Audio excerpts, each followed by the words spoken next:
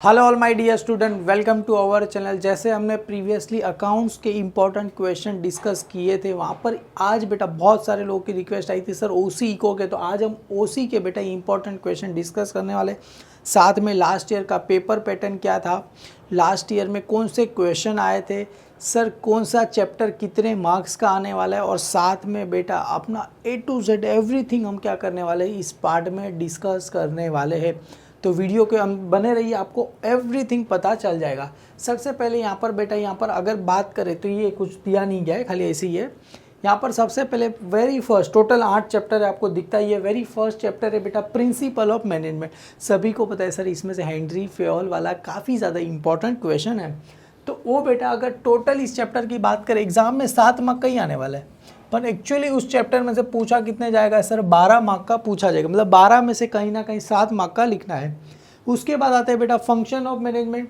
तो यहाँ पर देखो 12 मार्क का आएगा सर, उसमें पूछा कितने जाने वाला है, 15 मार्क का पूछा जाने वाला है। थर्ड चैप्टर है बेटा एंटरप्रेन्योरशिप डेवलपमेंट, जो आपको 5 में से बेटा खाली 5, मतलब वेरी एकदम छोटा, सबसे कम इसमें से ही आने वाला है। उसके बाद है बिजनेस सर्विस, आपको पता रहे कि बहुत ही इंपॉर्टेंट चैप्टर है बेटा, 20 मार्क का आता है और पूछा कितने जाता है, 27 मार्क का आता है। क्लियर है। इमर्जिंग मोड ऑफ बिजनेस बेटा 7 मार्क का आएगा, 10 मार्क का कहीं ना कहीं पूछा जाएगा। Same as a social responsibility of business 7 mark का आएगा, 10 मार्क का पूछा जाएगा। कंज्यूमर प्रोटेक्शन बेटा 7 मार्क का आएगा, 17 मार्क का पूछा जाएगा। देखो बहुत ही ज़्यादा, मतलब इसमें काफ़ी कुछ आ सकता है, लिखना बहुत कम रहेगा। लास्ट में one of the important chapter बेटा अपना है मार्केटिंग, उसमें से इंपॉर्टेंट क्वेश्चन बनता है मार्केटिंग मिक्स वाला बेटा, 15 मार्क का आने वाला है। पूछा कितने आने वाला है, 20 मार्क का क्या हो जाने, पूछा जाने है। अगर इंपॉर्टेंट की बात करें तो अपना देखो ये सेकंड चैप्टर बनता है, सेकंड चैप्टर के बाद ये फोर्थ चैप्टर बनता है, और उसके बाद बेटा लास्ट वाला अपना कौन सा 8 चैप्टर बनता है। मतलब ये 7 और 15 कितना होगा, 35 और ये 12 पकड़ के चलो बेटा, टोटल अपना 37 मार्क्स का। तो यहाँ से मतलब तीनों चैप्टर मिला के 37 मार्क्स होते, बाकी के चैप्टर मिला के 43 मार्क्स होते। मतलब ये 3 चैप्टर इस तरफ और बाकी के 5 चैप्टर इस तरफ। तो अभी हमें काफ़ी ज़्यादा, अगर मैं बताऊँ तो इसके बाद हम कौन से चैप्टर में से क्या क्या इंपॉर्टेंस आने वाले वो भी करते हैं। उसके पहले आपको मैं अगर पेपर पैटर्न बता देता हूँ कि पेपर पैटर्न के अंदर क्या क्या था। सबसे पहला फर्स्ट जो आता है बेटा ऑब्जेक्टिव।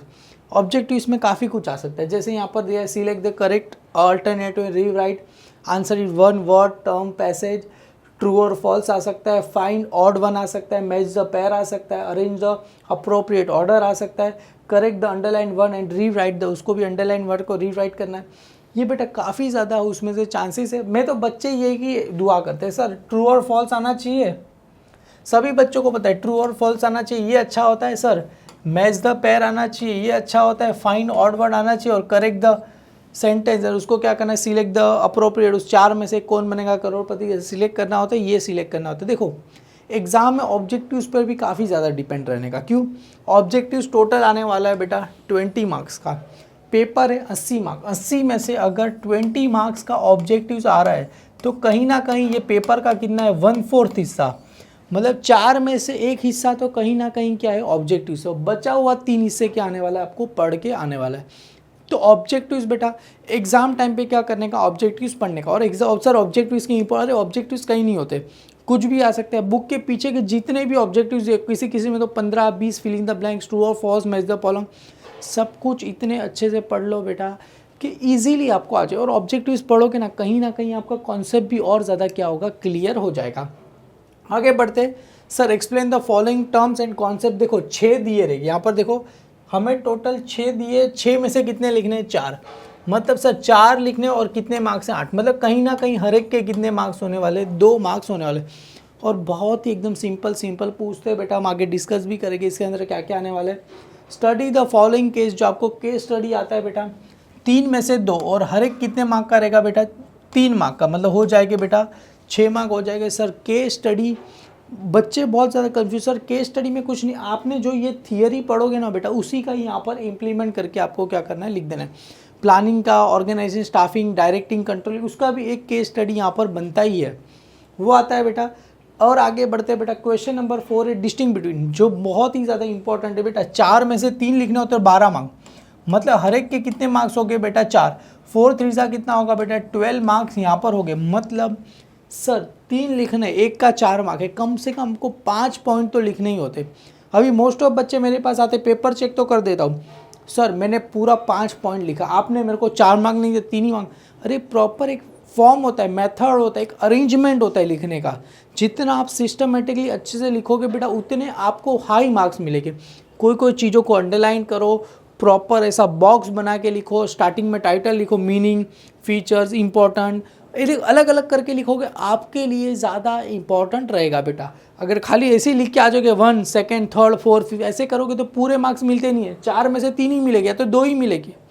तो ये भी मायने करता है। आंसर इन ब्रीफ बेटा 3 दिए रहेंगे, 2 लिखने हैं, मतलब 3 में से 2 लिखने। और कितने मार्क्स है बेटा यहाँ पर देखोगे 8 मार्क का, मतलब हर एक के कितने मार्क्स है सर, आपको 4 मार्क्स दिए गए। ये भी काफ़ी इंपॉर्टेंट होता है। जस्टिफाई द फॉलोइंग सेंटेंस बेटा 4 है, 4 में से क्या लिखना है 2 लिखना। मोस्ट ऑफ बच्चे को यहाँ पर ही मार खाते हैं, सर जस्टिफाई में क्या लिखना है पता ही नहीं चलता। अरे आपको मैं आगे बताऊँगा कैसे क्या रहेगा, आपको समझ में आ जाएगा। 8 मार्क का आने वाला है बेटा। और इसके लिए बेटा देखो यहाँ पर ऑप्शन कितने दिए, 4 दिए, 4 में से 2 लिखने हैं। यहाँ पर उल्टा था, 4 में से 3, 3 में से 2, इसके लिए यहाँ पर ज़्यादा आपको दिए गए ऑप्शन। क्यों, बच्चा लिखे। एग्जामिनर ये नहीं चाहता कि बच्चा फेल हो जाए, एग्जामिनर ये चाहता है बच्चा अच्छे से अच्छा लिखे, इसके लिए यहाँ पर 4 में से 2 लिखा है। अटेम्प्ट द फॉलोइंग क्वेश्चन 3 में से 2 लिखने हैं बेटा। और कितने मार्क्स का है 10 मार्क का, मतलब हर एक क्वेश्चन कितने मार्क्स का रह जाएगा 5 मार्क का हो जाएगा। और 8 वाला क्वेश्चन बेटा attempt the following question given, यहाँ पर बेटा 2 में से 1 लिखने होंगे और एक का कितने मार्क्स है 8 मार्क का। मतलब अगर बड़े आंसर की बात करें तो 7वां 8वां, और 7वें 8वें में बता रहा हूँ बेटा थोड़ा बहुत नहीं लिखना है, पेज भर भर के लिखना है।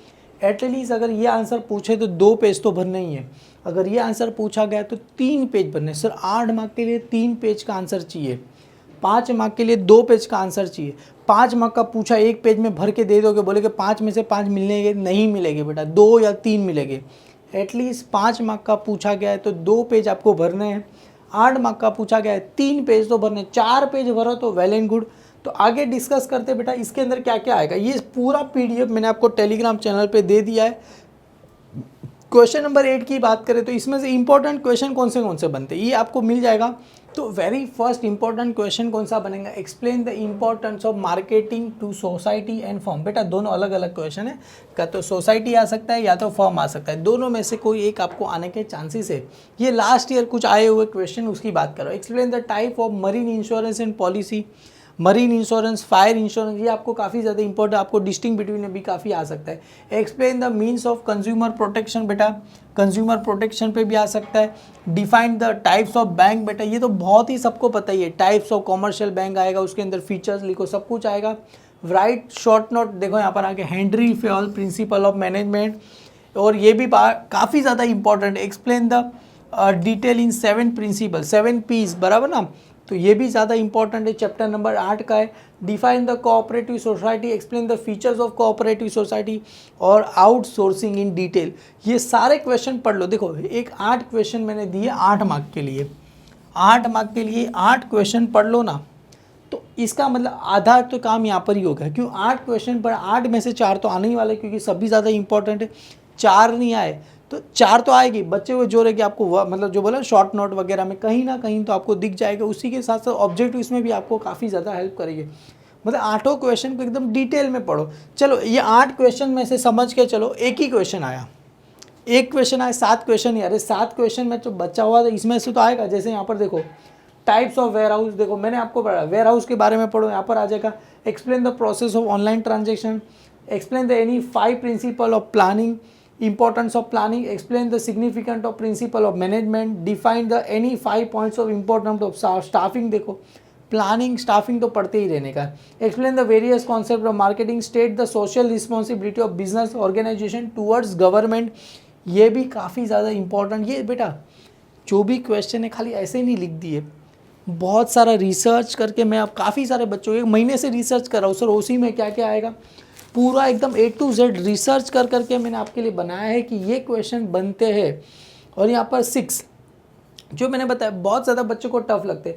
Business service and necessary, principle of equity and importance, business organization have a responsibility towards inter different inter group ये भी आता है। Entrepreneurship must be a good communicator होता है।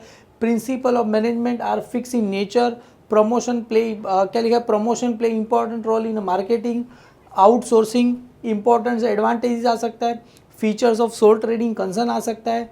Explain the characteristics of entrepreneurship ये भी आ सकता है। क्लियर, एंटरप्रेन्योर ये भी आपको आ सकता है। और डिस्टिंग बिटवीन की बात करें, सभी को पता है सर, इसमें से ये वाला डिस्टिंग बिटवीन तो 110% आता ही है हर बार sir. District commission, national commission, और यहाँ पर कहा गया एक और था, मैंने यहाँ पर कहाँ लिखा डिस्ट्रिक्ट, ये स्टेट कमीशन, नेशनल कमीशन, ये बेटा इसमें से एक तो आएगा ही आएगा। 3 लिखने, एक तो आने ही वाला है। फायर इंश्योरेंस ले लो, लाइफ इंश्योरेंस ले लो, ये भी आने का चांसेस ज़्यादा। फायर इंश्योरेंस, मरीन इंश्योरेंस निकालते, ये और ये दोनों में से एक आने के चांसेस तो है ही। बचा हुआ में से एक आएगा। प्लानिंग या तो डायरेक्टिंग आ जाएगा, फिक्स डिपॉजिट, सेविंग अकाउंट आ जाएगा, ट्रेडिशनल बिजनेस, ई बिजनेस आ सकता है, sole trading concern, partnership firm, या तो ये भी आंसर के चांसेस काफ़ी ज़्यादा है। Road transportation, rail transportation, water transportation, ये भी काफ़ी ज़्यादा आने के चांसेस है। रोप ट्रांसपोर्टेशन, पार्टनरशिप फर्म और joint stock company.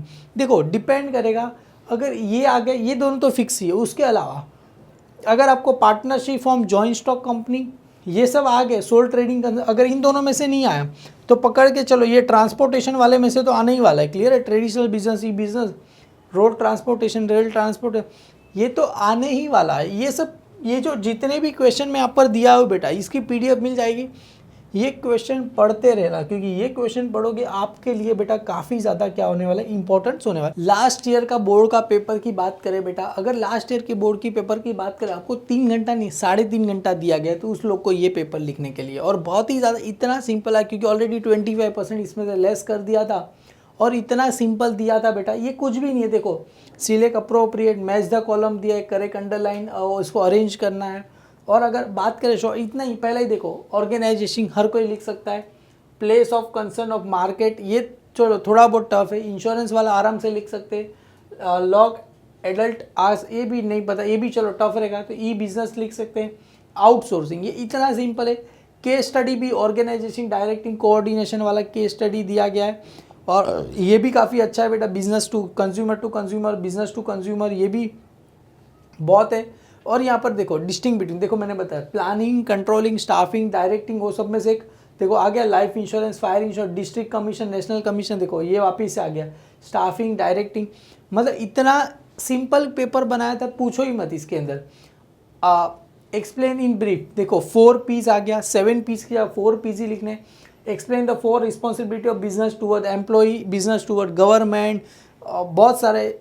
State the any 4 rights of consumer, देखो ये भी मतलब इतने सिंपल आ गए। Justify the following statement. Principle of management are fix in nature, देखो अभी मैंने आपको पढ़ा। There are many way to the क्या लिखा, मीन्स ऑफ कंज्यूमर प्रोटेक्शन, ये भी जो पढ़ा वही है मैंने आपको जो आगे दिया था। Principle of subordinate application to all the characters, ये जान दो, ये नहीं पता है।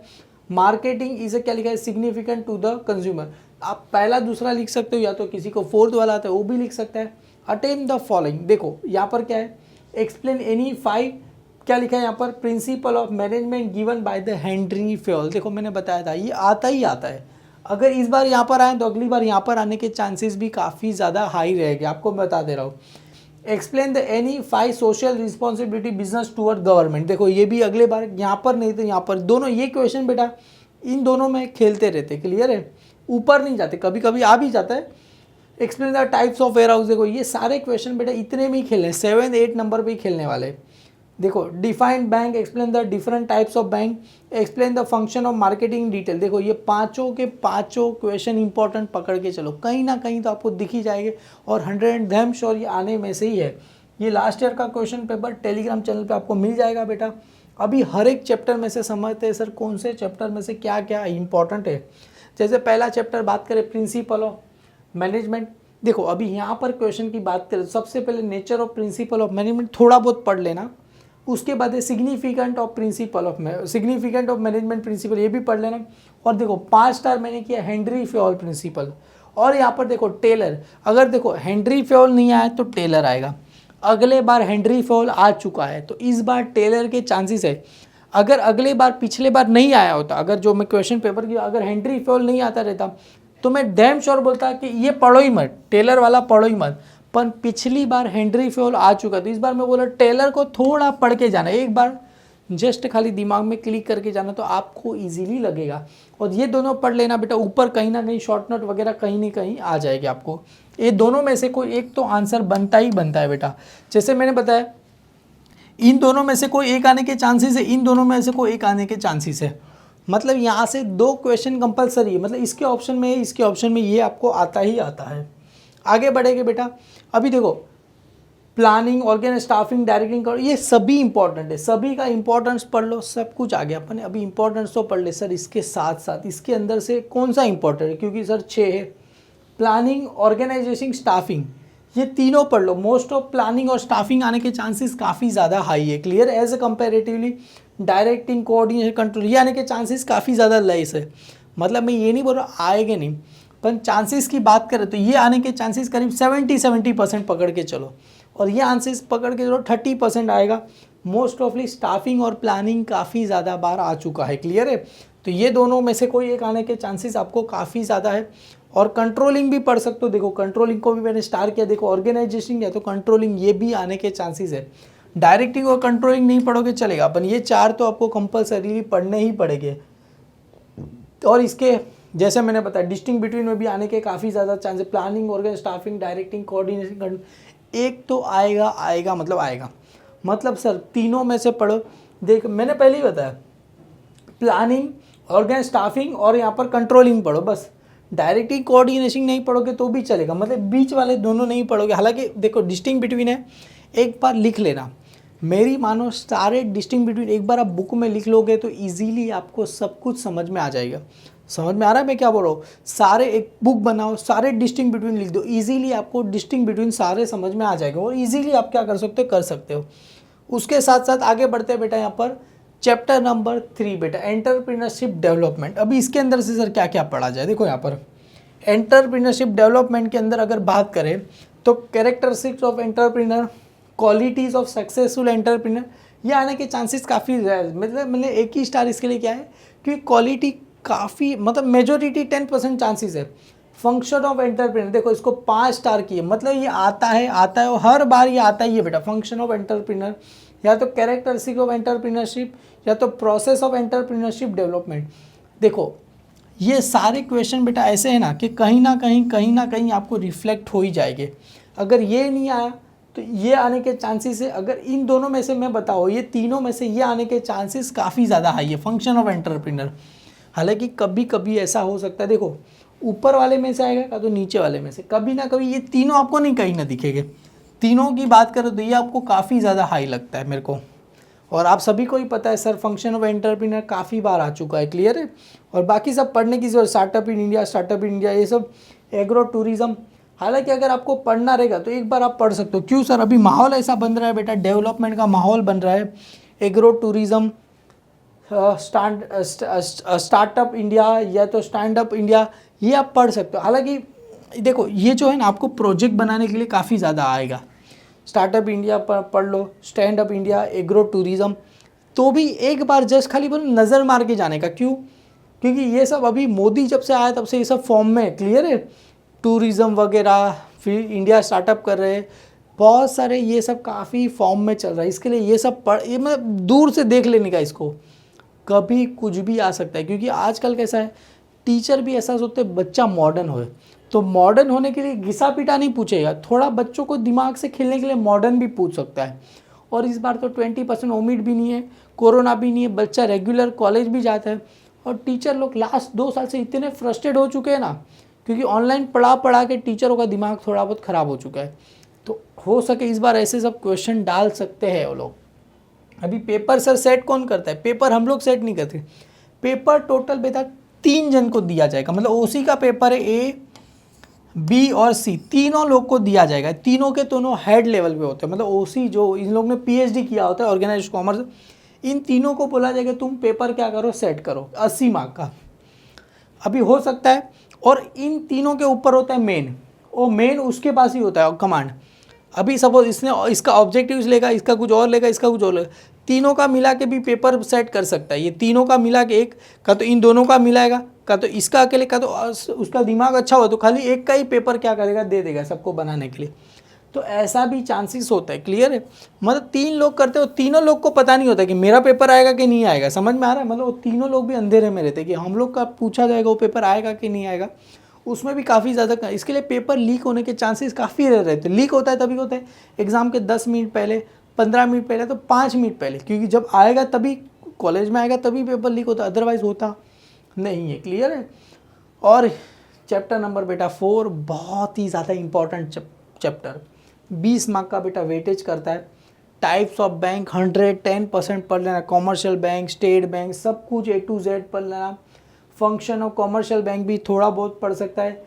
ई बैंकिंग सर्विस बेटा ये भी आप पढ़ लेना। एडवांटेज डिसएडवांटेजेस कहीं ना कहीं आ सकते हैं बेटा ई बिजनेस को, मतलब इलेक्ट्रॉनिक बैंक का एडवांटेज डिसएडवांटेजेस भी पढ़ लेना है। पर टाइप्स ऑफ बैंक देखो 5 स्टार की एग्ज़ाम में आता है, कोई भी बच्चा छोड़ के तो जाना ही नहीं इसको। साथ में प्रिंसिपल ऑफ इंश्योरेंस ये भी पढ़ लेना। टाइप्स ऑफ इंश्योरेंस ये डिस्टिंग बिटवीन आता ही है, life insurance, marine insurance, fire insurance, तीनों में से बेटा कोई ना कोई ये पढ़ के, मतलब ये ऐसा है कि अभी नहीं आया, डिस्टिंग बिटवीन नहीं आया, ऊपर शॉर्ट नोट में आएगा। मतलब कहीं ना कहीं ये सब ऐसे है ना कि कहीं ना कहीं दिखते ही रहते हैं। क्लियर है? ट्रांसपोर्टेशन पढ़ने की ज़रूरत नहीं, देखो ट्रांसपोर्टेशन ऐसे भी आता ही नहीं है। वेयर हाउस वाला पढ़ लेना, फंक्शन ऑफ वेयर हाउस, और यहाँ पर टाइप्स, देखो टाइप्स ऑफ वेयर हाउस बहुत ही ज़्यादा इंपॉर्टेंट। मतलब इस चैप्टर की बात करें ना तो टाइप्स ऑफ वेयर हाउस इसको ज़रा स्टार कर देना, और टाइप्स ऑफ बैंक ये दोनों बेटा काफ़ी ज़्यादा है। मतलब ये नहीं तो ये दोनों में से एक 100% आएगा। फंक्शन ऑफ वेयर हाउस ये भी काफ़ी इंपॉर्टेंट है। ई बिजनेस सर्विस या तो टाइप्स ऑफ बैंक्स, जैसे मैंने बताया फंक्शन ऑफ कॉमर्शियल बैंक या तो फंक्शन ऑफ वेयर हाउस। हालांकि फंक्शन ऑफ वेयर हाउस आने के चांसेस काफ़ी ज़्यादा हाई है। ऊपर वाला क्वेश्चन 8 मार्क के लिए आने के चांसेस काफ़ी ज़्यादा, ये हाई बेटा 4 या 5 मार्क के लिए आने के लिए काफ़ी ज़्यादा। और ये चैप्टर का बेटा बहुत ही अच्छा है। अगर कोई भी बड़ा क्वेश्चन लिखो तो सबसे पहले वेयर हाउस का मीनिंग लिखते, एक डेफिनेशन आपको याद होगा तो वो लिखते, उसके बाद उसके मतलब फंक्शन लिखते, उसके बाद उसके टाइप्स लिखते। मतलब आपको 3 पेज भरने होते हैं। 8 मार्क के लिए तो 3 पेज, हालांकि अगर 5 मार्क के लिए पूछा गया तो 2 पेज इजीली आप भर सकते हो। खाली टाइप्स लिखोगे तो भी आपके टाइप्स खाली लिखने की जरूरत नहीं, वेयर हाउस भी आपको क्या करना है वो उसके बारे में थोड़ा बहुत लिखना पड़ेगा। क्लियर है? टाइप्स ऑफ कम्युनिकेशन मैं नहीं मानता आएगा, इसके लिए मैं इसको करा नहीं रहा हूँ। उसके बाद इस चैप्टर की बात करें बेटा, जैसे मैंने बताया life insurance, fire insurance, marine insurance आने वाला ही है इसमें से। क्लियर है? डिस्टिंग बिटवीन आपको छोड़ना नहीं है। उसके साथ साथ अगर जैसे मैंने बताया ट्रांसपोर्टेशन नहीं पढ़ रहा, लास्ट टाइम ये ओमिट था, तो हो सके इस बार road transportation, rail transportation, water transport, air transport, ये चारों में से ये आने के चांसेस मुझे, इसके लिए मेरा नर्व्स बोल रहा है कि इस बार ट्रांसपोर्टेशन का डिस्टिंग बिटवीन आएगा। सर क्यों? लास्ट टाइम ओमिट था तो इस बार वो ज़रूर से पूछेगा, क्योंकि अगली बार आया नहीं था। क्लियर? तो इस बार पूछने के चांसेस काफ़ी ज़्यादा हाई लग रहे हैं। क्लियर है इसके? और उसी के साथ साथ current account, saving account, fix deposit ये थोड़ा बहुत ना के बराबर पढ़ो तो भी क्या होगा, चलेगा। उसके साथ साथ कमर्शियल बैंक, सेंट्रल बैंक, ये आपको 8 मार्क के लिए क्वेश्चन नहीं आया तो ज़रूर से डिस्टिंग बिटवीन है तो पूछे ही लेगा। क्यों? क्योंकि वहाँ नहीं तो यहाँ कहीं ना कहीं इसको डालना ही होता है। क्लियर है? देखो जैसे यहाँ पर function, prime, printing of currency, ऐसे देखो कितने अच्छे से लिखा है। समझ में आ रहा है? अगर 4 मार्क के यार तो 5 पॉइंट भी लिखो, इतने अच्छे से लिखो। देखो इतने अच्छे से आपको क्या करना है, लिखना होता है सब कुछ। बच्चा क्या लिखेगा, ये तो लिखेगा ही डायरेक्ट ऐसे लिख के आएगा, 1 number, 2 number, 3 number, 4 number, 5 number हो गया, अभी मार्क में दे दो मेरे को, ऐसे मार्क मिलता नहीं इतना। देखो प्रेजेंटेशन का ही क्या होता है, मार्क्स होता है। जैसे आपका अकाउंट्स नहीं है, अकाउंट्स में तो क्या होगा, प्रेजेंटेशन नहीं करोगे, सम्स अगर राइट रहेगा तो आपको मार्क्स देने ही पड़ेंगे फुल। इसमें ऐसा नहीं होता, भले आपने राइट लिखा है, मेन प्रेजेंटेशन अच्छा करोगे, मार्क्स आपको मिलने के चांसेस काफ़ी ज़्यादा हाई रहेंगे। मेन आपका हैंड राइटिंग भी डिपेंड करेगा। कुछ बच्चे ऐसे हैंड राइटिंग निकालते, मैं खुद को ही रीड नहीं कर बोलता, देखो ये अरे तेरे को रीड करने आता है, सामने एग्जामिनर को भी रीड करने तेरी हैंड राइटिंग आना चाहिए। तो हैंड राइटिंग अच्छे रहेंगे तो ऑटोमेटिकली आपके मार्क्स क्या हो गए, इंक्रीज हो गए।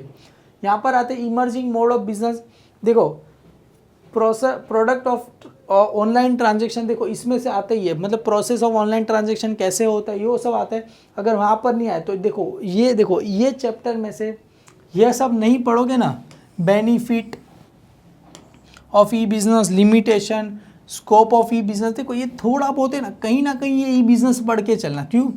आजकल इलेक्ट्रॉनिक बिजनेस का ही क्या है, जमाना है, तो ये पढ़ के चलना। ऐसा नहीं बोलता नहीं आएगा, पर आने के चांसेस है। आउटसोर्सिंग वाला जितना भी फंडा है ना बेटा, एग्जाम में ये लोग कब्जा करके बैठे हैं यहाँ पर, क्लियर है। यहाँ पर अगर बात करें advantage of trading, disadvantages, business process, ये बीपीओ, केपीओ, एलपीओ, क्लियर है, ये सब आने के चांसेस, क्योंकि ये नीचे वाले हैं ना सब कब्जा करके बैठे, तो ऊपर वाले का चांसेस आने के बहुत कम है, यहाँ ना के बराबर है, पर हाँ कहीं ना कहीं ये कभी ना कभी डिपेंड करेगा, सिचुएशन के ऊपर भी डिपेंड करेगा, क्योंकि आजकल जैसे जब से लॉकडाउन आया ना तब से इलेक्ट्रॉनिक बिजनेस का ही जमाना है, आपने देखा रहेगा कोई भी ऑनलाइन ज़्यादा बिकता है, तो वही सब है बेटा यहाँ पर। तो मेरी मानो बेटा तो ये आप पढ़ लेना, और ऑनलाइन ट्रांजेक्शन आप प्रोसेस भी उसका पढ़ सकते हो बेटा, कैसे क्या होता है, ये वाला थोड़ा बहुत 3 स्टार की है, बाकी ये सब तो पूरा आपको पढ़ना ही पढ़ना है, क्लियर है। नीड पढ़ने की ज़रूरत नहीं है, मीनिंग तो सब में पढ़ना ही होता है, क्यों, मीनिंग तो सबसे पहले वही मीनिंग ही लिखना होता है। एक बीपीओ, केपीओ, एलपीओ, ये सब पढ़ने का आपको काफ़ी ज़्यादा इंपॉर्टेंट, देखो इसके लिए पूरे को मैंने क्या कर दिया, बता दिया आपको। ई बिजनेस और ट्रेडिशनल बिजनेस एग्जाम में काफ़ी बार आ चुका, काफ़ी बार तो नहीं, एक बार आ चुका है, डिस्टिंग बिटवीन, क्योंकि इसके अंदर 11 पॉइंट है, तो इसके लिए एग्जामिनर ये सोचता है कि बच्चा 11 में से 5 पॉइंट तो याद होता ही रहेगा, इसके लिए ऐसे ही पूछते। देखो कोई भी डिस्टिंग बिटवीन का अगर 5 पॉइंट रहेगा तो 5 पॉइंट एग्जामिनर आने के चांसेस ना के बराबर, जिसी के ज़्यादा पॉइंट रहेगा, एग्जाम्पल 7, 8, 10 पॉइंट है, 10 में से 5 पॉइंट बच्चा ईजिली लिख सकता है, तो ऐसे ही एग्जामिनर ऐसे ही सिलेक्ट करता है। जैसे स्टार्टिंग में बताया, हर एग्जामिनर यही सोचता है कि बच्चा पास हो, कोई ऐसा नहीं सोचता है फेल हो, इसके लिए ऐसे पूछते हैं कि जिसमें ज़्यादा पॉइंट रहेगा वो बच्चा इजीली लिख पाएगा। चैप्टर नंबर 6 बेटा सोशल रिस्पॉन्सिबिलिटी ऑफ बिजनेस, इसके अंदर से बेटा ओनर्स, इन्वेस्टर होता है, कंज्यूमर होता है, गवर्नमेंट, मोस्ट ऑफ चांसेस होता है कंज्यूमर, क्यों, मार्केट कंज्यूमर का काफ़ी ज़्यादा है, क्लियर है। अभी ओनर्स बहुत कम है, तो ओनर्स के बारे में हम सब कंज्यूमर है, कोई ना कहीं कोई ना कोई चीज़ लेते, तो कंज्यूमर के रिलेटेड काफ़ी ज़्यादा आता है। रिस्पॉन्सिबिलिटी टूवर्ड्स कंज्यूमर, देखो लास्ट टाइम गवर्नमेंट से आया था, सोसाइटी भी आया था, पब्लिक इन जनरल आता है बेटा, मेरी मानो तो कंज्यूमर पढ़ के जाओ, गवर्नमेंट पढ़ के जाओ। देखो इसके लिए मैंने इन सबको 3, नीचे वाले 3 को बेटा 3 स्टार के, ऊपर वाले को तो पढ़ना है, ऐसा नहीं बोल रहा हूँ नहीं पढ़ना है, आ सकता है, इन्वेस्टर भी आ सकता है, ओनर भी आ सकता है। और लास्ट टाइम देखो फीचर्स ऑफ बिजनेस एथिक, ये ओमिट था, ओमिट का मतलब इसको मैंने ब्रैकेट क्यों किया सर, सर्कल इसके लिए किया है क्योंकि लास्ट टाइम ओमिट था, तो इस बार कहीं ना कहीं सोचेगा चलो इसको डाल के तो देखते, क्योंकि बच्चा लास्ट टाइम पढ़ा नहीं था, हो सके बच्चा लास्ट ईयर का रेफर करता रहेगा, तो मोस्ट ऑफ इसके मतलब बोला मेरा नर्व्स की बात करें तो फीचर्स ऑफ बिजनेस एथिक में ये, अगर मैं एग्जामिनर होता तो ये डेफिनेटली पूछता sir features of business ethic. और बेटा CSR, क्लियर है, कॉर्पोरेट सोशल रिस्पॉन्सिबिलिटी, पढ़ के जाना है, पढ़ के जाना है, पढ़ के जाना, 5 स्टार क्या 17 स्टार कर दो तो भी पढ़ के ही जाना है, क्लियर है, ये आपको पढ़ देना है बेटा। CSR, कॉर्पोरेट सोशल रिस्पॉन्सिबिलिटी आपको पढ़ देना है, ओनर, इन्वेस्टर, कंज्यूमर, गवर्नमेंट और यहाँ पर सोसाइटी, आपको क्या करना है, पढ़ के रखना है, क्लियर है। ये अभी कुम बच्चा बोलेगा sir need of social responsibility, क्योंकि ये नीचे वाला इतना ज़्यादा इंपॉर्टेंट तो ऊपर वाले का सवाल ही नहीं उठता, ये 6 पूछेगा, 6 इतना ज़्यादा इंपॉर्टेंट, इसको तो ऊपर वाले को भाव देने का नहीं, नीचे वाले को ज़्यादा इंपॉर्टेंस दो, क्लियर है।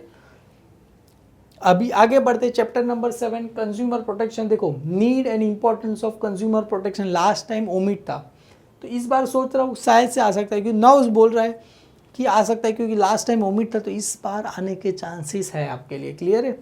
और सभी को पता है ये नहीं आएगा तो सर, क्योंकि इस पूरे चैप्टर पे एक ही जन ने कब्जा करके रखा है, rights of consumer, right of safety, right to be redressal, right to be form, clear, right to be inform, सब कुछ बेटा राइट्स ऑफ कंज्यूमर। हर एक बार मैं जब पढ़ा तभी से ये चैप्टर बेटा इतना ज़्यादा इंपॉर्टेंट, ये और हेनरी फेवल वाला, और रिस्पॉन्सिबिलिटी टूवर्ड्स कंज्यूमर, देखो ये दोनों लास्ट टाइम ओमिट थे, और उसके बदले में भाई साहब ने ये पूछ लिया, तो मेरे को लग रहा है इस बार बच्चे इस पे ज़्यादा ध्यान देंगे ना, तो इन दोनों में से कोई एक पूछ सकता है, मेरा ऐसा मानना है, ये पूछ सकता है। हालांकि अगर मैं बताऊँ, अगर ये आने के चांसेस आपको 90% है, तो इन दोनों में से आने के चांसेस आपको 10% बराबर है। पर क्योंकि देखो कैसा लास्ट टाइम पोर्शन ओमिट था तो पेपर बहुत ज़्यादा सिंपल बनाया था, सभी को पास कर दिया, तो इस साल मेरे को लग रहा है थोड़ा पेपर डिफ़िकल्ट बनाया जाएगा, तो ये मानना है बेटा। कंज्यूमर प्रोटेक्शन एक्ट 2019, क्योंकि देखो role of consumer organisation NGO, ये आने के चांसेस है आपको, इसके लिए मेरे को लग रहा है ऊपर वाला आने के चांसेस नहीं है। कंज्यूमर प्रोटेक्शन एक्ट, ये मेरे को नहीं लगता। Way of means of consumer protect, ये भी नहीं लगता, क्योंकि rights of consumer organisation NGOs बेटा ये आने के चांसेस है, क्लियर है। और इस चैप्टर में से पूरा कब्जा एक ही जन ने कर रखा है, कौन सा sir? District forum, state commission और क्या आ गया? नेशनल कमीशन आ गया, clear. District commission, state commission, national commission, ये आने के चांसेस काफ़ी ज़्यादा। मतलब मुझे पूछा जाए सर कितने परसेंट चांस, अगर कोई भी पेपर बनाएगा ये डिस्टिंग बिटवीन तो डालेगा डालेगा डालेगा, डैम श्योर। लास्ट कितने भी साल के पेपर देख लो, हर पेपर में बेटा ये सम आया, मतलब ये डिस्टिंग बिटवीन आया, मतलब ये आपको पढ़ के ही जाना है, कोई आपके पास चारा नहीं है इसके अलावा। चैप्टर नंबर 8 बेटा मार्केटिंग, टाइप्स ऑफ मार्केट, बेटा देखो यहाँ पर मार्केटिंग मिक्स, देखो एक ही क्वेश्चन बार बार आता है, types of marketing, 7 P's of marketing, clear है। और देखो इंपॉर्टेंस या तो फंक्शन, दोनों में से कोई एक आने के चांसेस है, पर मेरी मानो अगर इसकी बात करें तो 75% ये आएगा, 25% ये आएगा। तो मेजोरिटी की बात करें तो ये हर कोई क्वेश्चन पेपर बनाएगा, ये क्वेश्चन तो डालेगा डालेगा डालेगा। और इंपॉर्टेंट ऑफ मार्केटिंग या तो फंक्शन, ये आने के चांसेस काफ़ी ज़्यादा है, क्योंकि मेरे को लग रहा है अगर मेरी मानो तो टाइप्स ऑफ मार्केट थोड़ा पढ़ के जाना कहीं ना कहीं, क्योंकि लास्ट टाइम ओमिट था, तो इस बार आने के चांसेस थोड़े बहुत मुझे लग रहे। और चैप्टर नया भी है तो मे भी नहीं आएगा, मेरे को लग ही रहा है, पर तो भी मेरा ऐसा दिल कह रहा है कि टाइप्स ऑफ मार्केट बच्चे को थोड़ा बहुत तो पढ़ना चाहिए। सर ऐसा क्यों? कि देखो आप पढ़ने जा रहे हो, नो डाउट 100 में से 100% आए कोई मायने नहीं रखते, आपके पास नॉलेज कितना है वो मायने रखता है, क्लियर है। कोई भी जगह आप मैकेनिकल इंजीनियर रहोगे, डिग्री आपके पास है, पहला नंबर आया, पर आपको अगर उस चीज़ को रिपेयर करना ही नहीं आता तो चीज़ कोई काम का नहीं, आपका नॉलेज कुछ काम का नहीं, डिग्री कुछ काम का नहीं। मेन आपके पास क्या होना चाहिए? नॉलेज होना चाहिए।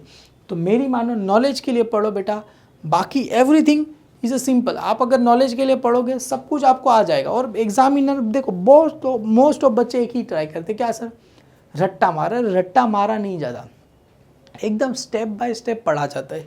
सर कैसे पढ़ने का हमको ज़रा बताओ। सर हमको पता ही नहीं कैसे पढ़ा जाता है। देखो पढ़ने का भी एक तरीका होता है। ओसी ऐसा सब्जेक्ट है जो अपने ओन वर्ड से भी तुम लिखो तो भी मार्क्स मिलेंगे, पन कभी सच्चा लिखा तो। मेरे टाइम पे बोलते हैं अरे पेपर में कुछ भी लिखो, 8 मार्क का क्वेश्चन है, बीच में शायरी बीरी लिखो, कुछ भी लिखो। अरे वो गधे लोग होते, एग्जामिनर हर चीज़ पढ़ता। अभी आपको पता होगा कि नहीं पता होगा, एक अगर पेपर कोई भी है, एक पेपर चेक करने के लिए आपको, अगर कोई भी मैं पेपर चेक करने बैठा हूँ तो एक पेपर के लिए मुझे 20 मिनट मिलता है चेक करने के लिए। तुम ही सोचो 20 मिनट, एक पेपर चेक करने के लिए 20 मिनट, 20 मिनट में आपका पूरा पेपर वो खोद के निकाल लेता है कि क्या इसने लिखा है, क्या सही लिखा है, क्या गलत लिखा है। मतलब एग्ज़ाम में बहुत ज़्यादा इंपॉर्टेंट होता है इस चीज़ का। तो कभी भी ऐसी फालतूगिरी करने का नहीं, शायरी लिख के आ जाओ, कोई अनाप शनाप लिख के आ जाओ, कुछ भी कहीं घूमने जाया था, भेलपूरी खाया था, जू पे गए थे, ऐसे वो अपनी कहानी मत लिखो बेटा। जितना आपको आता है उतना ही लिखो, भले आपको नहीं आ रहा है 2 पॉइंट भी इतना करेक्ट लिखो ना कि एग्जामिनर 2 पॉइंट को देख के भी आपको 2 मार्क्स देते, वरना पूरा पैराग्राफ भर के लिख दोगे वो आपको 1 ही मार्क देगा। क्यों? क्योंकि एक भी सही नहीं लिखा है आपने। तो जितना सही लिखोगे उतना ही सही मार्क्स मिलेगा। ऐसा नहीं कि बड़ा लिखो ज़्यादा मार्क्स मिले, ऐसा नहीं होता बेटा। अच्छा लिखो उसका ज़्यादा मार्क्स होता है, क्लियर है।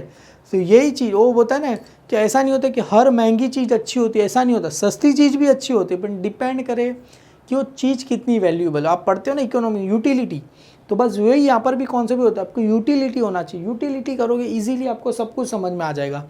और अगर दिल से अगर जो पढ़ाई करना चाहता है उसके लिए तो हर चैप्टर हर कुछ इंपॉर्टेंट ही है, क्योंकि वो ऐसा सोचता है कि मेरे को नॉलेज के लिए पढ़ना है। इंपॉर्टेंट क्वेश्चन इसके लिए होता है last minute study, exam time के 1 महीना पहले, 1 हफ्ता पहले, तो एग्ज़ाम के 1 दिन पहले क्या पढ़ना है। तो ये सब चीज़ जो आपको मैं PDF बताया था वो PDF पढ़ लो, आपके लिए काफ़ी ज़्यादा। मतलब ये जो क्वेश्चन है बेटा एग्ज़ाम के 1 हफ्ता पहले, 1 महीने पहले ये सब पढ़ा, पर अभी ओवरऑल टाइम है। अगर आपके पास अभी जो बच्चा वीडियो लास्ट तक देखा रहेगा, हो सके आपके अभी एग्ज़ाम के लिए 3 महीना बाकी, तो पूरा पढ़ो। अभी इंपॉर्टेंट क्वेश्चन मत पढ़ो, 1 महीना बाकी रहेगा, 15 दिन बाकी रहेगा, 1 हफ्ता बाकी रहेगा, तभी ये सब पढ़ो। जो इंपॉर्टेंट क्वेश्चन दिए PDF में ये तभी पढ़ो। अभी पढ़ के आपको कोई भी इसका वैल्यू नहीं है। क्यों? मैं अभी पहले ही बता रहा हूँ, नॉलेज के लिए पढ़ो बेटा। बाकी रट्टा मार के कोई आज तक किसी को कुछ मिला नहीं है। रट्टा मार के 90% भी आ जाएगा तो भी कुछ काम का नहीं है आपके लिए, क्लियर है। तो अगर आपको 90% भी आ गया रट्टा मार के, तो भी काम करो 70-80% वाले के अंडर में ही काम करना है। क्यों? क्योंकि देखो नॉलेज के लिए पढ़ो, मैं अभी बता रहा हूँ। बाकी तो आप लोग समझ ही गए रहोगे। और आशा करूँगा वीडियो अच्छा लगे तो अपने सारे फ्रेंड में फॉरवर्ड करो। Thank you all my dear student, जय हिंद।